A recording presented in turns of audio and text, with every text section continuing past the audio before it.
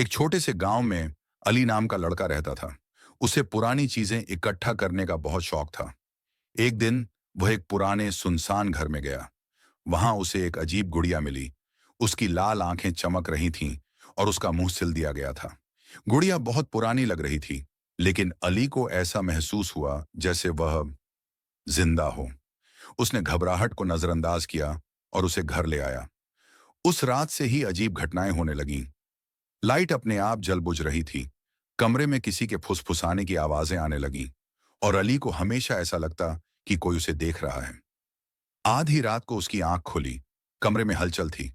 उसकी धड़कन तेज हो गई जब उसने देखा कि गुड़िया अब वहां नहीं थी जहां उसने रखी थी।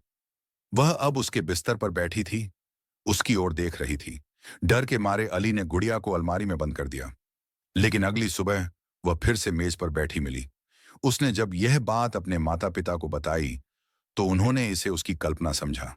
अगली रात और भी भयानक थी। अली अचानक उठा तो उसने महसूस किया कि वह हिल नहीं पा रहा था। तभी उसने देखा गुड़िया उसकी छाती पर बैठी थी और उसका सिला हुआ मुंह धीरे धीरे खुल रहा था। अंदर से एक भयानक गहरी आवाज आई, तूने मुझे वापस बुलाया है, अब मैं कभी नहीं जाऊंगी। अली ने चीखते हुए गुड़िया को खिड़की से बाहर फेंक दिया। वह पूरी रात डर के मारे जागता रहा। लेकिन अगली सुबह गुड़िया फिर से उसके तकिए पर बैठी थी।